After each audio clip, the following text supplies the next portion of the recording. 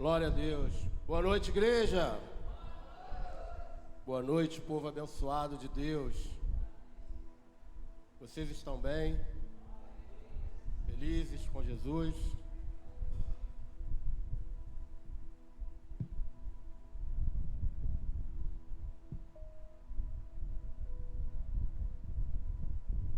Eu estou muito feliz por estar aqui nesta noite e ter mais uma oportunidade de trazer uma palavra para você, uma palavra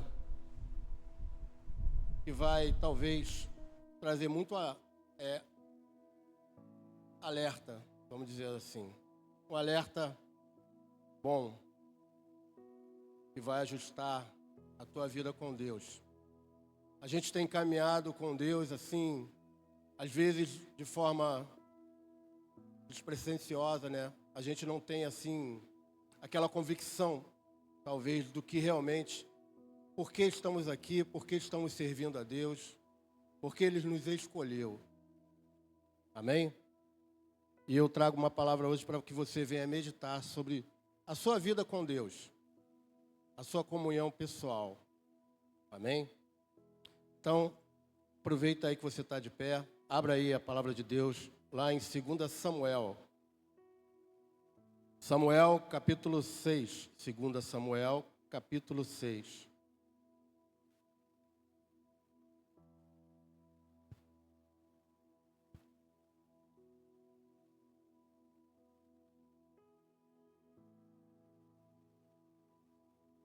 A versão da minha Bíblia é o século 21.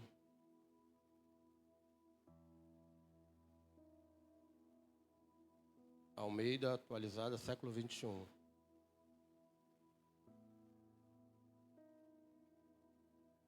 Acharam? Quem achou, diga glória a Deus. Tá difícil aí, gente? 2 Samuel, capítulo 6, vamos ler aqui a partir do verso 1. Diz assim a palavra do Senhor. Achou aí, Célio? Bota aí. Davi voltou a reunir os melhores homens de Israel, num total de 30.000. Depois partiu para Baalá, de Judá, com todos os que estavam com ele, para trazerem dali a arca de Deus, sobre a qual se invocava o nome do Senhor dos Exércitos, entronizado sobre os querubins. Puseram a arca de Deus em um carro novo, e a levaram da casa de Abinadab, que estava sobre a colina. Uzá e Aiô, filhos de Abinadab, conduziam o carro novo. E eles foram levando com a arca de Deus, desde a casa de Abinadab, que ficava na colina, e Aiô caminhava diante da arca. Davi e toda a casa de Israel se alegravam perante o Senhor, com todo tipo de instrumentos, de pinho, como também harpas, saltérios, tamborins, pandeiros e símbolos. E quando chegaram à eira de Nacon, Uzá estendeu a mão e segurou a arca de Deus, pois os bois haviam tropeçado. Então a ira do Senhor se acendeu contra Uzá, e Deus o feriu por seu erro, e Uzá morreu ali junto da arca de Deus. Amém? Glória a Deus. Podem se assentar aí no seu lugar. Eu queria começar essa palavra fazendo uma pergunta, e eu queria que você respondesse para você mesmo. O que é a palavra de Deus para você? O que representa a palavra de Deus para você?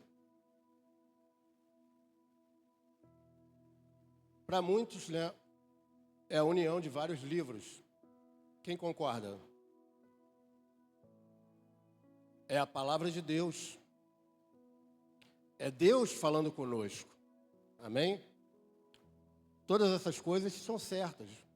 Mas a Bíblia é mais do que isso. A Bíblia é um livro de histórias. de várias histórias. E a principal delas, ela conta a história da humanidade, a nossa história. Na Bíblia está escrito da onde nós viemos, quem nos criou, por que nos criou, por que estamos aqui e para onde estamos caminhando e até o final da humanidade. Tudo está aqui na palavra do Senhor. E há um ditado, muito conhecido, que diz que quem não conhece história está fadado a cometer os erros do passado. A história tem uma importância fundamental, não só na vida do crente, mas na vida de todos nós. Há outras frases que dizem que quem não conhece a história já está condenado. Outra frase diz: quem não conhece a história não tem futuro. Mas o contrário também é verdade. Quem conhece a história garante um bom futuro. Mas isso é bíblico, pastor? Vocês me perguntam. Sim, é bíblico. Acompanhe comigo lá em Oséias, no capítulo 4, no verso 6. Eu queria que vocês acompanhassem. Muitos conhecem essa palavra de cor, mas eu quero que vocês leiam comigo, porque aqui também tem uma informação muito importante. Eu quero que vocês acompanhem. Oséias 4, 6.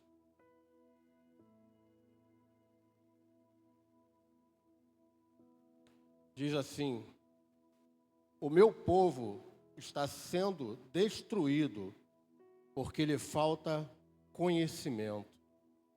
Porque rejeitaste conhecimento, eu o rejeitarei, para que não sejas sacerdotes diante de mim. Visto que esqueceste da lei do teu Deus, eu me esquecerei dos teus filhos. Cara, isso é muito forte, gente. Deus, ele está falando aqui, porque rejeitaste o conhecimento, ele também nos rejeitará, para que não sejais sacerdote diante de mim. Visto que te esqueceste da lei de Deus, eu me esquecerei dos teus filhos. Olha aqui a importância da gente ter conhecimento. E a história está incluída nisso. Você conhecer as coisas faz parte também a história. Você tem que conhecer a história. A sua história. A história da humanidade. A história para onde você está caminhando. Porque conhecer a história, gente, tem uma importância muito grande. E eu botei aqui, estudar a história. Podemos analisar as causas e as consequências de eventos, compreender as mudanças sociais, políticas, econômicas, culturais e assim ter uma visão clara do nosso presente. Da pessoa que busca conhecer a história da sua nação, a história do seu povo, ela tem um senso de identidade, de pertencimento e um fortalecimento de laços sociais e culturais de uma nação, de um povo. Por isso que a gente vê a diferença dos judeus, gente. Porque os judeus, todos eles conhecem a sua história. Se você conversar com qualquer judeu, ele conhece a sua história, da onde ele veio, por que ele veio, por onde ele passou, o que aconteceu com a nação. Eles sabem. Isso traz uma união muito forte entre eles. De tal forma que, nessa guerra agora que eles estão passando, muitos judeus estavam em outros países. E houve uma convocação mundial para os judeus. Porque todos os judeus, para quem não sabe, todos eles servem um quartel. Todos eles são militares. Porque é obrigatório lá. É um povo pequeno. Então é necessário que todos passem pelo exército, até as mulheres. Todos têm que aprender a atirar, todos têm que aprender a se defender. Faz parte da cultura deles, gente. Então, quando houve a convocação para eles viessem e ajudassem, todos vieram. Pessoas pegaram um avião, veio de outros países, do Japão, dos Estados Unidos, foram tudo para lá, para combater, para batalhar. Por quê? Porque eles são fortes, eles são uma nação forte. Por quê? Porque eles conhecem a sua história, eles conhecem o seu passado.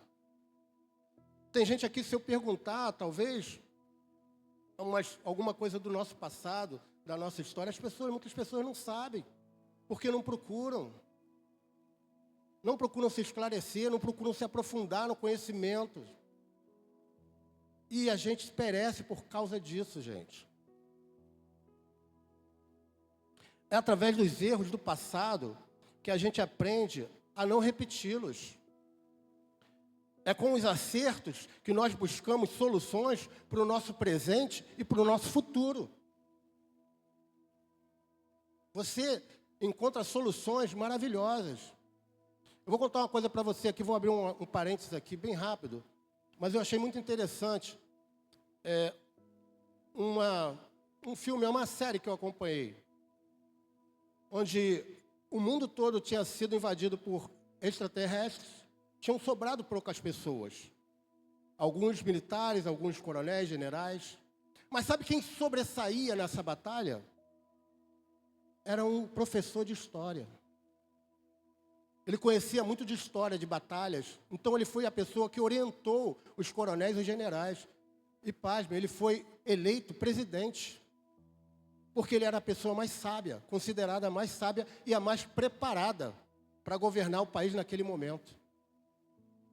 E ele foi a pessoa que conduziu a todos que estavam ali passando por aquele momento difícil, a vitória sobre os alienígenas. Mas isso mostra, gente, o quanto é importante a pessoa conhecer, pelo menos, a sua história, e pelo menos a história da Bíblia. Nós, principalmente, servos de Deus. Porque Deus está falando aqui. Ele vai nos rejeitar. Se a gente não conhecer, se a gente não buscar, não sou eu que estou falando, está na Bíblia. Deus, ele vai nos rejeitar. Por que a importância? Porque Deus, ele é tão, assim, severo nessa questão de conhecimento. Porque ele sabe que um povo que tem conhecimento, que conhece a história, é um povo forte. É um povo que sabe para onde vai e sabe o que quer da vida e sabe onde quer chegar. Isso também está na palavra de Deus, porque eu botei aqui, ó, conhecer a história nos estimula a desenvolver pensamentos críticos, questionar as informações, analisar as evidências e formar nossas próprias opiniões. Quem conhece a história tem sua própria opinião, não é levado por qualquer lugar, por qualquer coisa. A pessoa analisa, a pessoa examina, peraí, deixa eu ver, será que isso é legal? Será que isso vai me levar para um lugar legal? Será que eu vou suportar isso? Você tem que analisar diante de várias questões.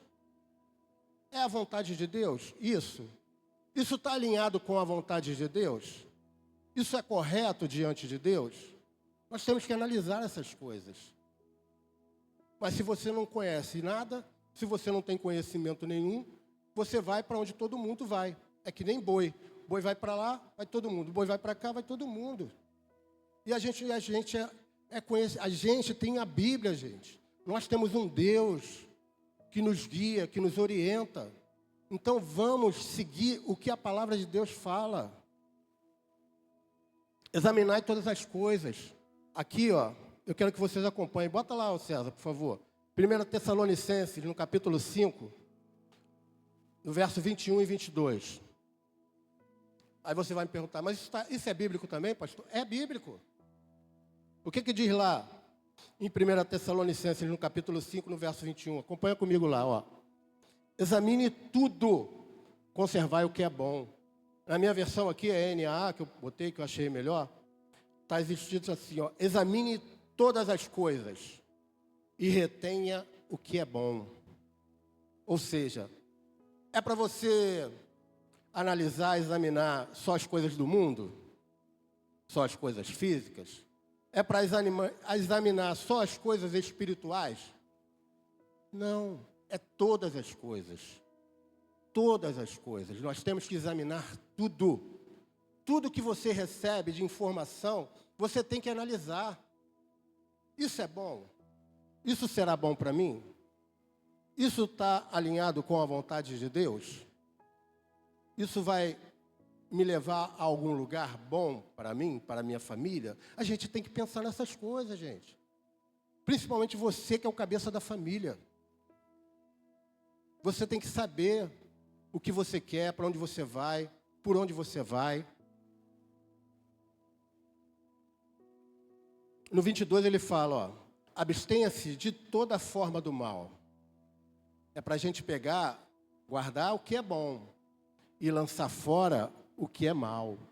O que você perceber que é mal para você, que é aquilo ali, não vai edificar a sua vida, que pelo contrário pode destruir a tua vida, lança fora. Lança fora. Esquece aquilo. Se livra de tudo o que é mal. Tudo aquilo que não está em conformidade com a palavra de Deus, lança fora. Amém, povo? Estão muito quietos, hein? Dá glória a Deus aí. Alguém poderia trazer um copo d'água para mim, por favor? Nem tudo você tem que aceitar. Ou seja, temos que examinar todas as coisas, ver o que é melhor. Agora, guardar o que é bom e usar. Porque também não adianta você guardar, você saber e não usar o que você aprendeu, o que você conhece. Você tem que usar. Amém? E agora vamos voltar para a palavra. Porque agora eu acho que você entendeu aonde eu quero chegar. E você vai entender, porque essa história que eu vou contar, essa história que nós vamos examinar juntos, você vai ver o quanto faz falta o conhecimento. O que aprendemos aqui, ao examinar essa história de Davi? Que ele pegou a arca, colocou numa carroça, falou, vamos levar para Jerusalém.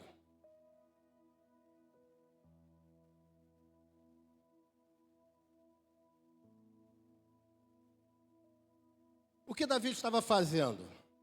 Era certo? Obrigado. Gente, vamos prestar atenção aqui.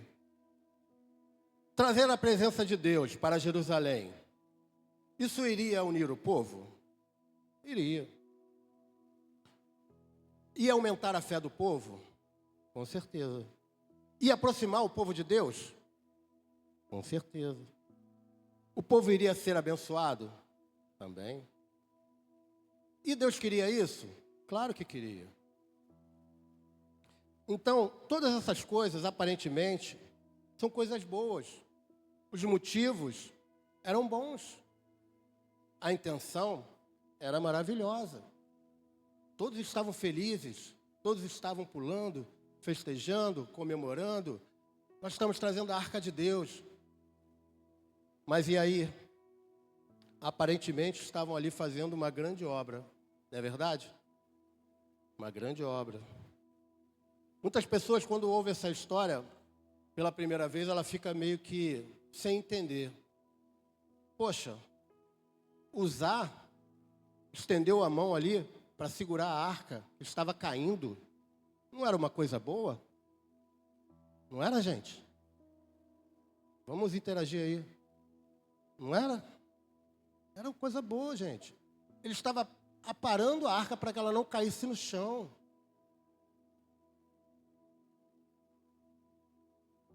A melhor das intenções. Então, por que Deus se irou? Por que Deus matou Uzá? Alguma coisa não estava certa. Deus se irou, gente, porque Deus não é qualquer coisa. O que eles estavam levando ali não era um objeto qualquer, que você joga numa carroça e vão embora levar que a gente está com pressa.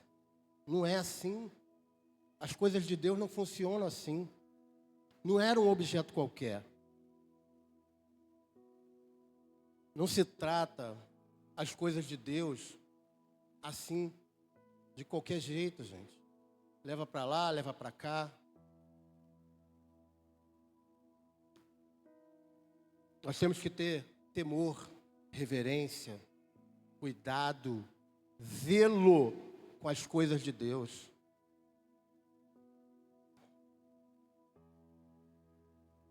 Você já viajou numa carroça?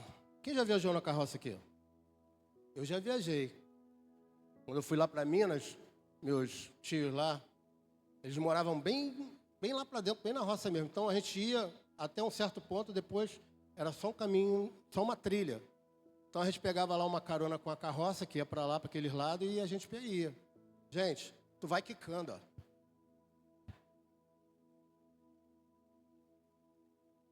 Imagine você, Deus olhando isso, gente. Vamos olhar pela perspectiva de Deus.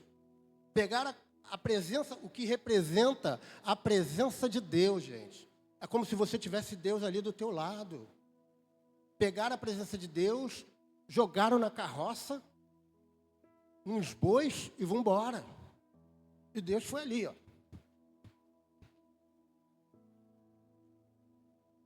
Aí quando ele foi meter a mão, Deus se irou, gente. Ninguém pode tocar na glória de Deus. Deus é santo. Deus é santo, gente. Não se toca na santidade de Deus. Tem uma passagem, não sei se está em Número ou Êxodo, acho que em Êxodo, que quando o povo sai do Egito, eles chegam diante do Monte Sinai, onde foi entregue ali os 10 mandamentos. Deus manda reunir todo o povo. Deus fala para eles, ó, Moisés, manda o povo entrar no jejum, nem transar com as mulheres, não fazer sexo, fazer nada. Ficar ali 3 dias de jejum, para poder entrar na minha presença, porque eu vou falar com o meu povo. Gente, Deus, naquele dia, ele ia se apresentar ao povo, ele ia falar com todos, e ele falou. Só que o povo, sabe o que eles ouviam? Trovão, raio. Escureceu tudo. Porque a glória de Deus é muito poderosa. Nós não temos condição. Ele falou, ó, bota uma faixa e não deixa ninguém se aproximar do monte. Porque se aproximar do monte, vai morrer. Não precisava tocar no monte, era só se aproximar. Ele falou, inclusive animais. Só quem poderia chegar perto dele era Moisés e Arão. Mais ninguém. E aí, como é que você vai meter a mão na arca?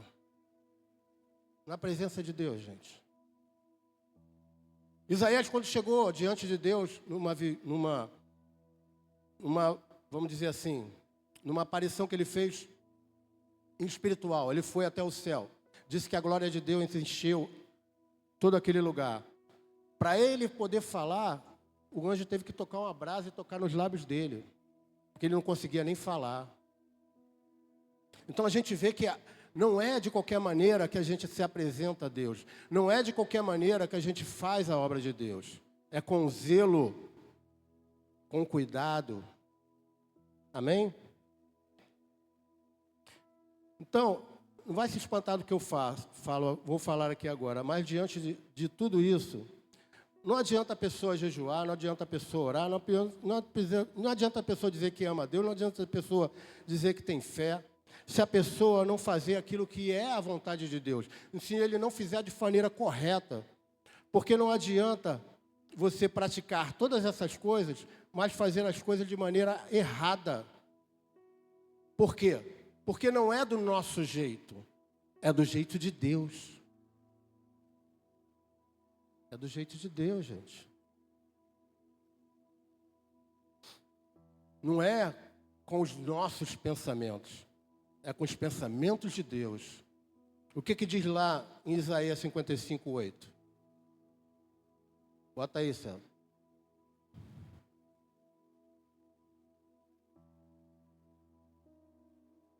Porque os meus pensamentos, isso é Deus falando, os meus pensamentos não são os vossos pensamentos, nem os vossos caminhos é os meus caminhos, diz o Senhor.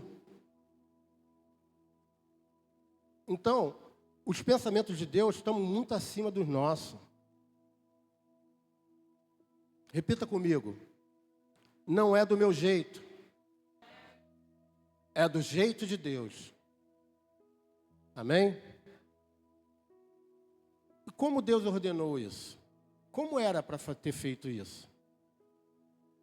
Vamos lá em Números Coloca aí, César, Números, capítulo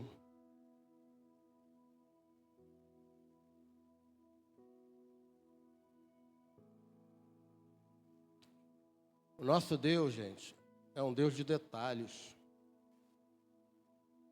É um Deus, você pode até achar que não, mas Deus, ele está atento a todas as coisas, a todos os detalhes. Nada passa despercebido pela vontade de Deus. Aqui, em Números 4, no verso 1, diz assim, ó: o Senhor disse a Moisés. Quem disse? O Senhor. O Senhor disse a Moisés e a Arão: contai os filhos de Coate, dentre os filhos de Levi, pelas suas famílias, segundo a casa de seus pais. Os que têm entre 30 e 50 anos de idade, de todos os que entrarem no serviço para fazer o trabalho na tenda da revelação. Este será o serviço dos filhos de Coate, na tenda da revelação, com relação às coisas santíssimas. Quando o acampamento partir, Arão e seus filhos entrarão e, abaixando o véu da cortina, cobrirão com ele a arca do testemunho. Colocarão por cima uma cobertura de peles de animais marinhos e sobre ela estenderão um pano todo azul e colocarão as varas no lugar. Olha aqui, olha que interessante. Deus, ele já tinha separado os levitas. Mas para carregar a arca, não podia ser os levitas, tinha que ser os coatitas. E eles tinham que ter entre 30 e 50 anos. E por que isso? Porque Deus, ele é detalhista, como eu falei para vocês. Deus, ele pensa em todas as coisas. Uma pessoa de 30 anos, a gente entende que é uma pessoa madura, uma pessoa responsável. Não é isso? Até a psicologia fala sobre isso. O amadurecimento de um homem é aos seus 30 anos. E mais de 50, a pessoa já passa por uma idade e já começa a ter problemas de saúde. É problema na coluna, é problema no joelho. Gente, eu, por exemplo, eu não poderia levar a arca. A arca era pesada, gente. E eles estavam andando aonde? No deserto. Aquele calor, aquele sol. Será que um cara de mais de 50 ia aguentar? Eu não. Estima-se que a arca pesava, sabe quanto? Alguém sabe? 300 quilos. 300 quilos para dividir por 4 homens. Isso dá quanto? Alessandra, faz a conta. 300 dividido por 4, 75. 75 quilos para cada um, andando quilômetros e quilômetros. E eles tinham que andar no mesmo passo. 6 passos, parava, cantava louvor, pegava de novo, mais 6 passos. Era assim que a arca era conduzida. E só os coatitas podiam levar. E a arca não andava descoberta, ela tinha que cobrir ela com tecido, com véu e com um pano azul. Olha só, até a cor Deus escolhe. Olha como Deus é detalhista, gente. Aí vai Davi, com a sua comitiva, joga a arca na carroça. Para Deus. Não dá, gente. Não pode.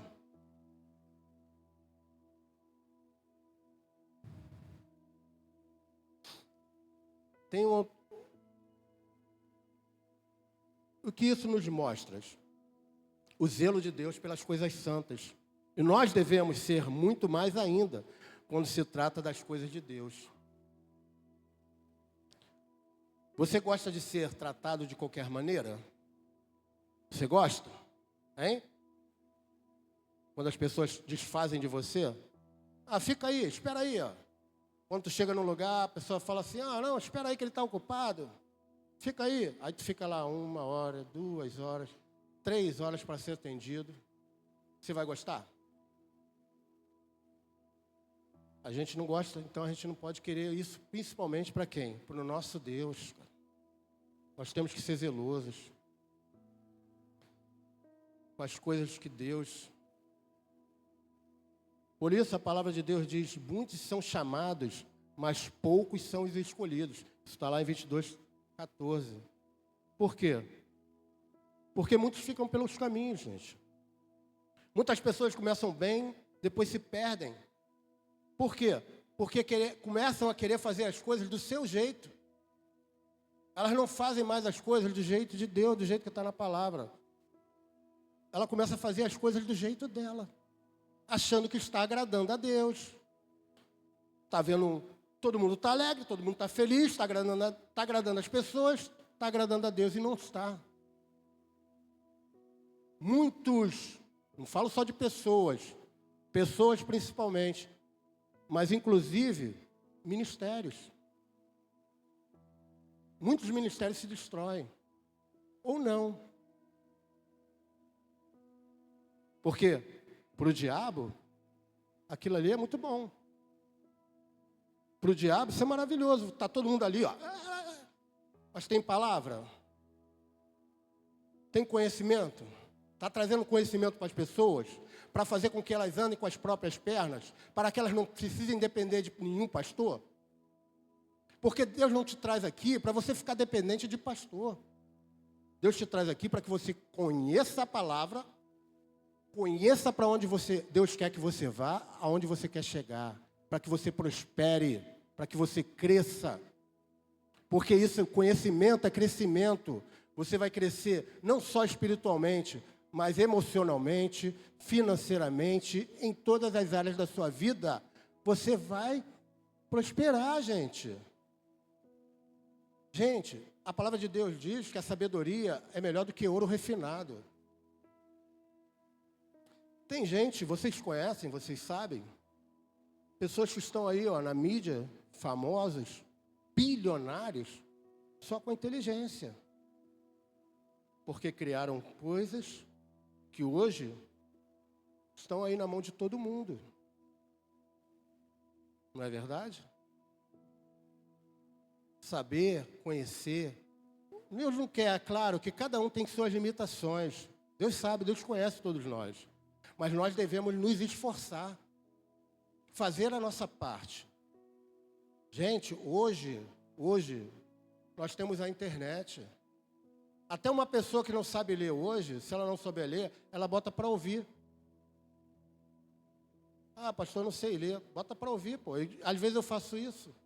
Às vezes eu meto fone de ouvido e vou ouvindo. Vou caminhando e vou ouvindo a palavra de Deus. Estou aprendendo. Ah, não tenho tempo. Gente, eu ia no trem. Eu trabalhava em Niterói. E às vezes, eu estava meio sem dinheiro, falava, não vou de carro. Aí eu pegava o trem aqui, descia lá na Central, pegava o metrô até a Carioca, da Carioca eu andava até a Praça 15, da Praça 15 eu pegava a barca, aí caminhava até o meu trabalho. Eu botava o fone de ouvido e ia de boa. Então a gente sempre tem tempo. A gente sempre tem tempo, basta a gente querer. Às vezes estava aquela corre-corre no trabalho, o que eu fazia? Tinha que orar, tinha que entregar o jejum. Eu ia no banheiro. Sentava lá no banheiro, pegava a palavra ali, orava, entregava meu jejum. Gente, a gente faz o nosso tempo.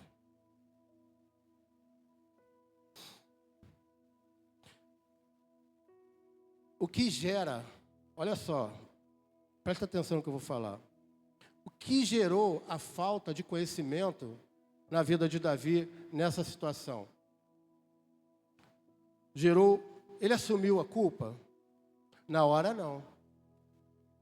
Na hora, quem levou a culpa? Uzá. Vamos ler de novo a palavra aqui, ó.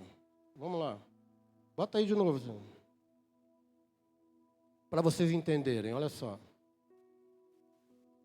Eu vou ler aqui o verso 5. 2 Samuel 6, no verso 5, diz assim, ó. Davi e toda a casa de Israel se alegravam perante o Senhor, com todo tipo de instrumentos, de pinho, com também harpas, saltérios, tamborins, pandeiros, símbolos. E quando chegaram à eira de Nacon, Uzá estendeu a mão e segurou a arca de Deus, pois os bois haviam tropeçado. Então a ira do Senhor se acendeu contra Uzá, e Deus o feriu por seu erro, e Uzá morreu ali junto à arca de Deus. Davi irritou-se, porque o Senhor irrompeu em ira contra Uzá. Por isso, aquele lugar passou a se chamar Pérez-Uzá, até o dia de hoje. Reparem uma coisa, a falta de conhecimento nos traz uma ira indevida. A pessoa erra, acha que está certa, porque aparentemente ela estava fazendo uma coisa boa. Então ele se irou porque ele achou que ele estava certo. Presta atenção. E o feriu e morreu. Foi ferido de morte. Então, a falta de conhecimento pode nos levar à morte, pode trazer uma ira que não é certa, pode nos trazer medo, porque no final ele ficou com medo. E sabe quem levou a culpa? O Pérez-Uzá. Porque Pérez quer dizer erro, falta de Uzá. Foi aquele lugar que ficou chamado. Eu acredito que Uzá tinha até a sua parcela de culpa. Porque se vocês forem se aprofundar na palavra, vocês vão verificar que o Uzá e Aiô, que eram os irmãos, que eram filhos de Abinadab, eles moravam aonde a arca estava. E sabe quantos anos a arca ficou ali? 20 anos. Então ele teria tempo suficiente para saber como conduzir, como transportar a arca. Mas o problema é que Uzá não se importou. E Davi era o responsável, porque ele era o rei naquela época. Então ele era o responsável pelo transporte da arca. Mas aí, ele não foi zeloso, ele não foi cuidadoso, ele não buscou o conhecimento. E aí, ele pagou o preço, um preço muito alto. Por quê? Porque não buscou o conhecimento, não sabia da história. E o pior de tudo, eu coloquei aqui, Davi, depois disso, abandonou Deus, abandonou a presença de Deus. Não quis mais levar a arca. Pegou a arca, botou lá na casa de Obed-Edom. É isso que faz. Muitas pessoas abandonam Deus porque Deus não faz aquilo que ela quer. Ela está fazendo coisa errada, está pensando que vai receber uma bênção porque está fazendo uma coisa que acha que é boa, que acha que é bom, que é uma coisa que vai dar muitos frutos, mas e aí? É tudo errado, porque está fazendo da maneira errada. Não é da nossa maneira, do jeito de Deus, gente. A gente tem que procurar se alinhar a quê? A nossa vontade ou a vontade de Deus? Isso é muito sério, gente.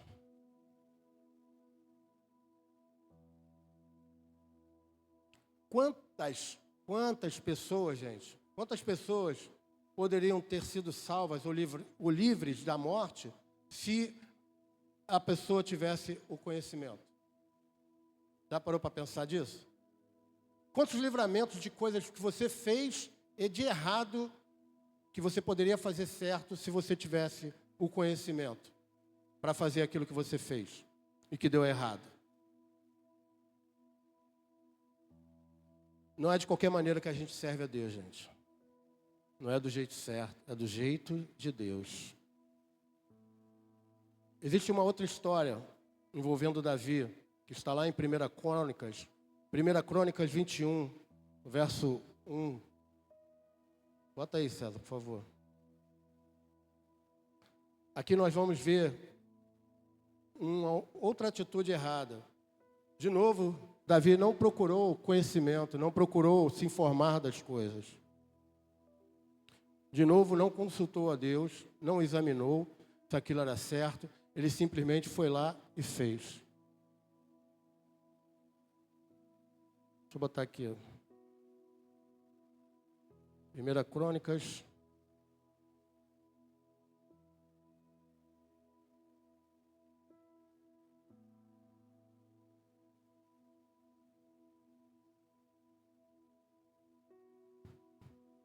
Primeira Crônicas 21. Acharam aí? Todo mundo achou? Só eu que não achei ainda, né? Aí vou achar aqui, em nome de Jesus. Diz aqui, ó. Então, Satanás se levantou contra Israel e incitou Davi a fazer a contagem de Israel. E Davi disse a Joabe e aos comandantes das tropas: Ide, contai Israel desde Berseba até Dan. Trazei-me o número para que eu saiba quantos são. Então Joabe disse: Que o Senhor multiplique que o seu povo 100 vezes mais. Ó rei, meu senhor, por acaso não são todos servos do meu senhor? Por que o meu senhor deseja isso? Por que traria culpa sobre Israel? Mas a palavra do rei prevaleceu sobre a Joabe. E então Joabe saiu e passou por todo Israel e depois voltou para Jerusalém. Olha só. Joabe ainda tentou falar com ele. Para que você vai fazer isso? Qual a necessidade disso? Isso era a vontade de Deus? Não, claro que não. Por isso nós temos que tomar muito cuidado com aquilo que a gente vai fazer. Não havia mal algum, talvez, em contar o seu povo, né? A princípio, fazer um censo. Mas o problema não estava no que Davi fez, mas na intenção, colocando sua força, sua confiança, não em Deus, mas no seu poderio bélico. A soberba, o orgulho e a ambição não agradam a Deus.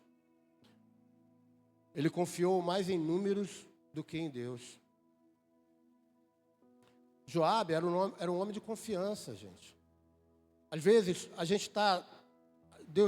Isso acontece em todo momento, em toda parte. Você é servo de Deus, você sabe o que eu estou falando. Em todo momento vem pensamentos, vem incitação na nossa mente, para que a gente faça coisas que não agradam a Deus, coisas erradas. Mas tudo que vem à sua mente, a tudo que vem à sua vontade, você deve fazer? Ou você deve analisar? Será que isso é certo? Será que isso está alinhado com a vontade de Deus? Será que isso é a vontade de Deus? Davi simplesmente pegou, achou que aquilo era bom para ele, porque ele sabia o número de militares do seu exército, para ele, só ia ser bom para ele. Mas ele estava demonstrando o que para Deus? Como Deus estava vendo aquilo? Como uma soberba, como uma falta de confiança. Porque ele estava confiando aonde? No seu exército. E não em Deus. Ele estava se confiando na quantidade de soldados que ele tinha, que na época era mais de 1.400.000. A gente tem que confiar sempre em Deus, gente.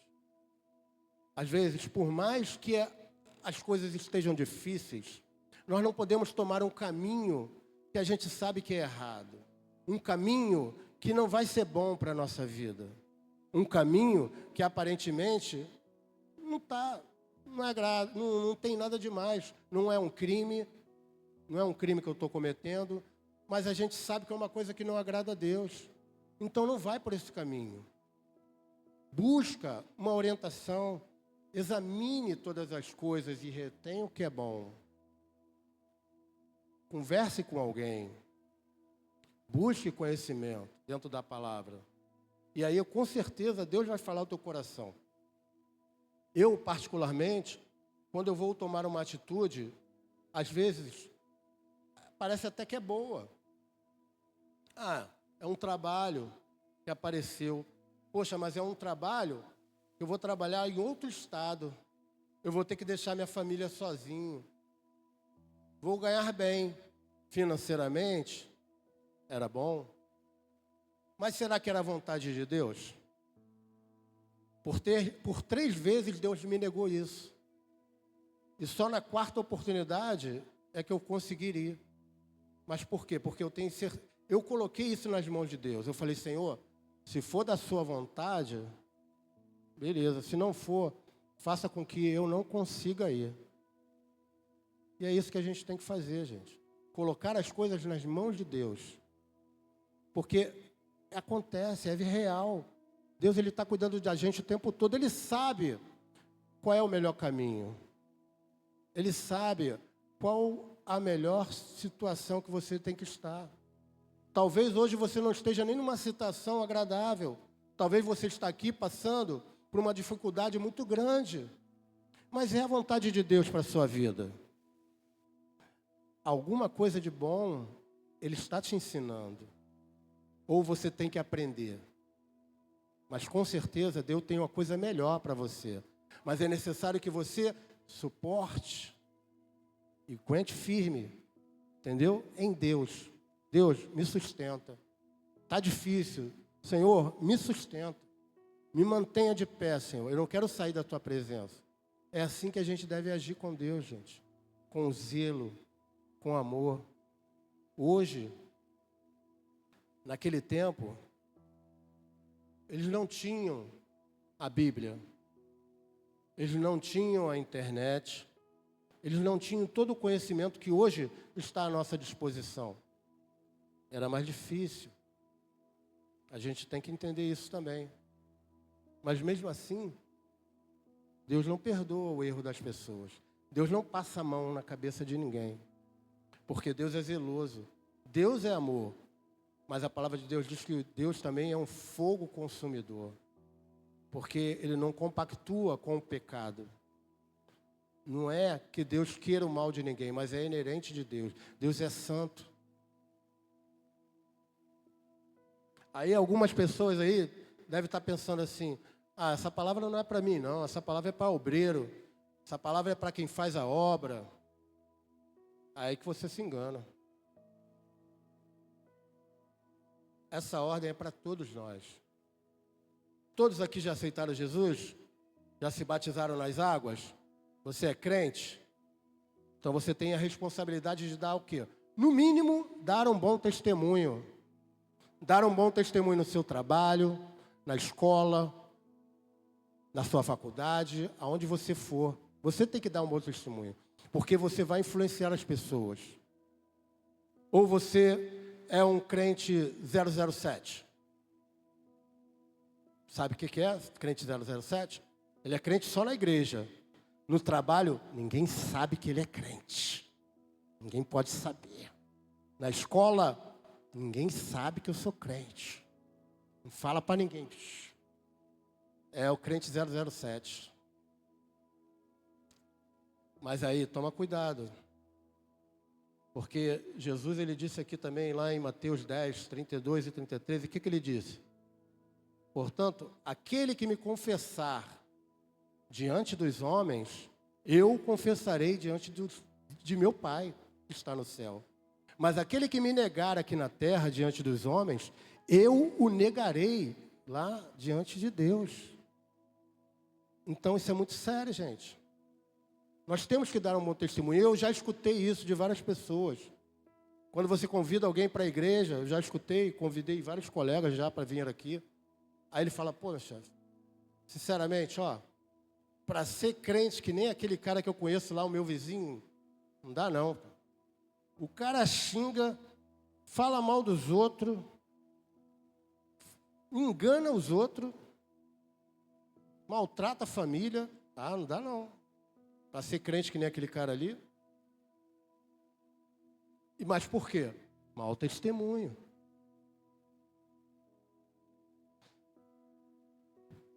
Gente, alma para Deus. Nessa situação lá de Crônicas, onde Davi fez esse censo, sabe o que aconteceu no final? 7.000 homens morreram. Porque veio o profeta Gate e falou para ele assim, Deus mandou que você escolha.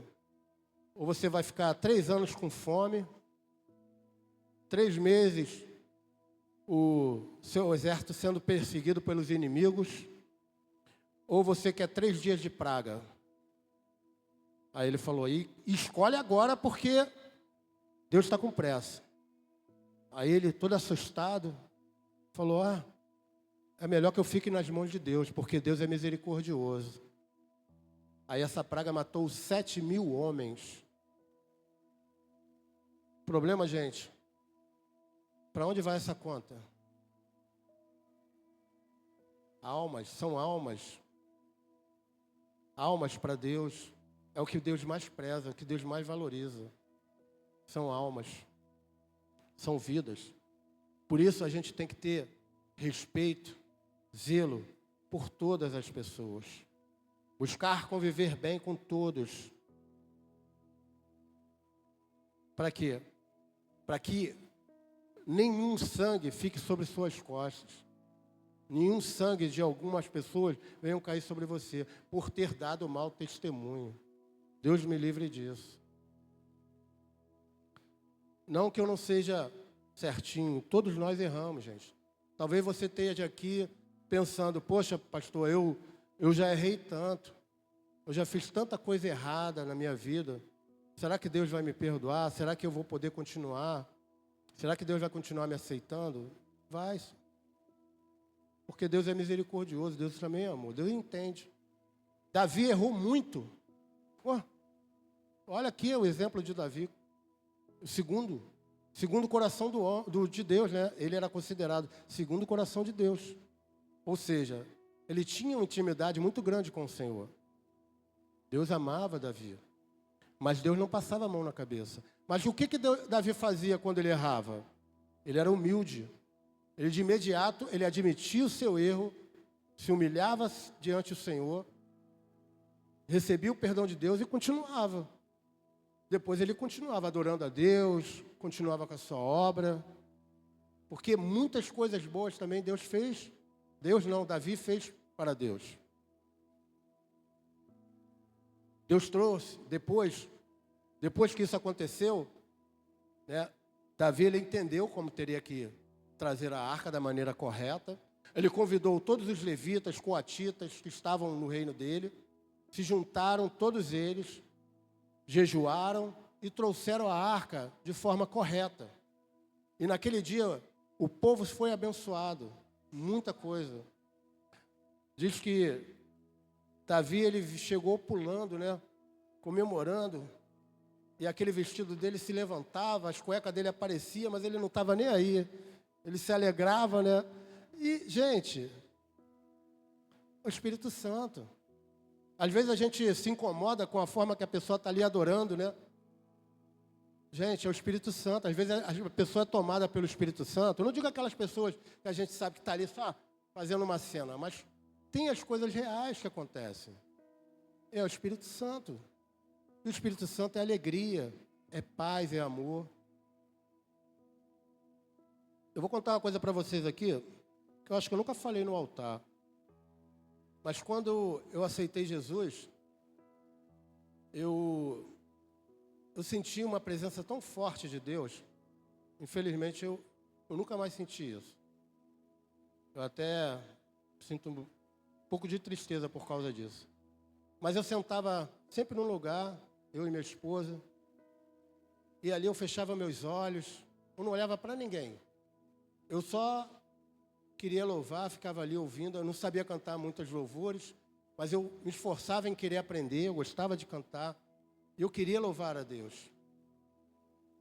E aí, quando eu estava ali com os olhos fechados, pensando em Deus, eu sentia uma mão no meu peito, como se estivesse massageando o meu peito. Sabe? Aquela massagem assim, no meu peito. Eu sentia aquilo todas as vezes que eu entrava na igreja e começava a adoração, eu sentia aquela massagem no peito. É como se a presença do Espírito Santo estivesse ali, falando assim, poxa, que legal que você está aqui. Lutei tanto pela tua vida, busquei tanto por você, e você está aqui, você chegou. Sabe quando a pessoa está ali, quando você pega uma pessoa, abraça, né, massageia ela assim. Eu sentia isso, gente. Isso é muito bom, isso é muito gostoso. E às vezes sem querer, mas sem querer mesmo, as lágrimas desciam, mas não eram lágrimas de tristeza, eram lágrimas de felicidade, de estar só por estar na presença de Deus. A primeira vez que eu entrei na igreja evangélica, eu não era crente ainda, André. Claro, né? Pela primeira vez não era crente. A André está aqui, está de prova. Ela. Foi lá na suburbana. Eu não esqueço disso. Cheguei lá e começou os louvores, né? Cara, mas foi uns 5 louvores assim direto. Gente, a lágrima descia dos meus olhos assim, sem eu querer. Era uma coisa que não era eu querendo chorar, mas era uma coisa que estava acontecendo comigo ali. Era o Espírito Santo me tratando ali, ó. E as lágrimas desciam, porque eu sabia que eu não tinha direito de estar ali naquele lugar, naquele momento. Por tantos pecados que eu carregava ali.